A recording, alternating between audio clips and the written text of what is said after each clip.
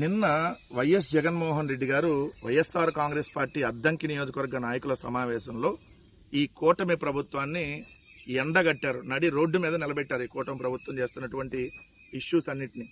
దానిలో భాగంగా ఒకటి క్రెడిట్ చోరీ, క్రెడిట్ దోపిడీ చేస్తా ఉన్నారు ఈ ప్రభుత్వం. ఎలా క్రెడిట్ దోపిడీ చేస్తుందనేది ఒక్కొక్కటి సవివరంగా వివరిస్తూ అదానీ డేటా సెంటర్ దగ్గర నుంచి ఏదైతే నిన్న వాళ్ళు steel plant Arcelor Mittal steel plant దాకా ఎలా వాళ్ళు తన ఖాతాలో వేసుకున్నారో సవివరంగా వివరించారు.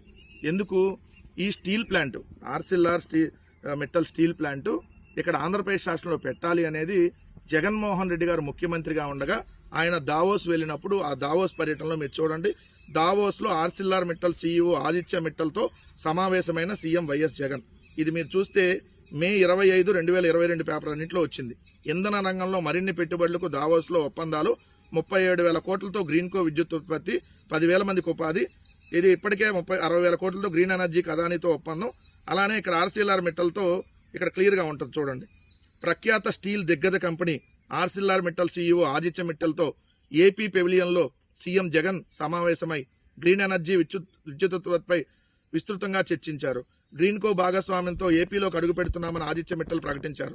ప్రపంచంలోనే తొలి హైడ్రో పంప్ ప్రాజెక్టులో భాగస్వామ్యం అవుతున్నట్టు వెల్లడించారు. తమ కంపెనీ తరపున $600 మిలియన్ పెట్టుబడి పెడుతున్నట్టుగా చెప్పారు. దాంతో పాటుగా అప్పుడే జగన్మోహన్ రెడ్డి గారు ఉన్నప్పుడే ఏదైతే ఈ స్టీల్ ప్లాంట్కి సంబంధించినటువంటి దానికి కూడా వైజాగ్లో ఏఎస్ఆర్ స్టీల్ ప్లాంట్ని టేక్ ఓవర్ చేసుకొని వైజాగ్ పోర్టు ద్వారా ఆ స్టీల్ ఉత్పత్తులను ఎగుమతి చేసుకోవడానికి సరిపడే విధంగా ప్లాంట్ని వైజాగ్ పోర్ట్ టెర్మినల్కి అప్గ్రేడ్ చేసుకున్నారు.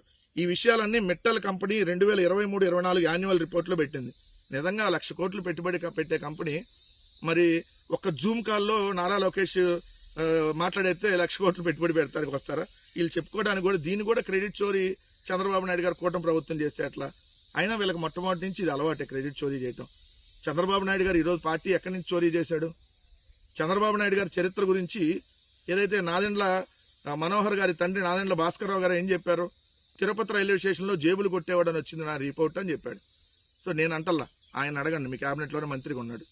రెండోది, నువ్వు తెలుగుదేశం పార్టీని కొట్టేశావు, రామారావు గారు పెట్టిన తెలుగుదేశం పార్టీని ఏదైతే దోచేశావు, క్రెడిట్ చోరీ చేశావు.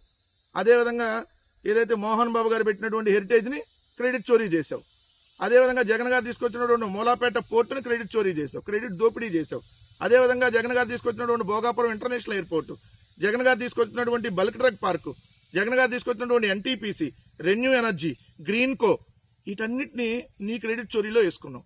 అంతేందుకు అదానీ డేటా సెంటర్ని గూగుల్ డేటా సెంటర్ అని పేరు మార్చి ఏదైతే మొత్తం నేనే తీసుకొని వచ్చానని చెప్పి ఏ విధంగా ప్రజలను మభ్యపెట్టేటట్టుగా చేసింది మర్చిపోయారా? జగన్ గారు తీసుకొని వచ్చినటువంటి జగనన్న కాలనీలు 31 లక్షల మందికి ఇళ్ల పట్టాలు ఇచ్చి ఇల్లు కట్టించే కార్యక్రమం, దానికి ఎన్టీఆర్ నగర్గా పేరు మార్చావు.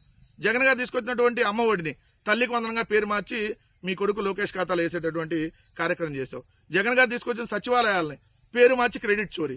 జగన్ గారు తీసుకొచ్చిన రైతు భరోసా కేంద్రాలని, రైతు సేవా కేంద్రాలని పేరు మార్చి క్రెడిట్ చోరీ. జగన్ గారు తీసుకొచ్చినటువంటి ప్రతిదాన్ని ఏదైతే నువ్వు పేర్లు మార్చేసుకొని లేదంటే నువ్వు క్రెడిట్ చోరీ చేస్తా. అంతెందుకు, రూరల్ డెవలప్మెంట్ ట్రస్ట్ అనంతపురంలో ఆర్డీటీకి సంబంధించినటువంటిది ఫారిన్ ఫండ్స్కి రెన్యువల్కి కేంద్రం దగ్గరికి వెళ్ళి వైఎస్ఆర్ కాంగ్రెస్ పార్టీ ఒప్పించి సంవత్సరం నుంచి పోరాటం చేస్తే దాన్ని నిన్న నువ్వు మీ కొడుకు ఇద్దరు మీ ఖాతాలో వేసుకునేటటువంటి ప్రయత్నం చేశారు. ఆర్డీటీకి సంబంధించి కూడా మొన్న తిరుపతిలో ల్యాబ్, తిరుమలలో జగన్ గారు ఉన్నప్పుడు వచ్చినటువంటి ల్యాబ్, దాన్ని వెళ్ళి రిబ్బన్ కట్ చేసి నువ్వే తీసుకొచ్చావని చెప్పి చెబుతా ఉంటావు. జగన్ గారు ఇచ్చినటువంటి 6,100 కానిస్టేబుల్ పోస్టుల్ని ఆయనే నోటిఫికేషన్ ఇచ్చి ఆయనే ఎగ్జామ్ కండక్ట్ చేస్తే మొన్న నువ్వు వాళ్ళకేదో పత్రాలు ఇచ్చేసి నువ్వు ఇచ్చావని చెప్పి క్రెడిట్ చోరీ చేసేటటువంటి కార్యక్రమం.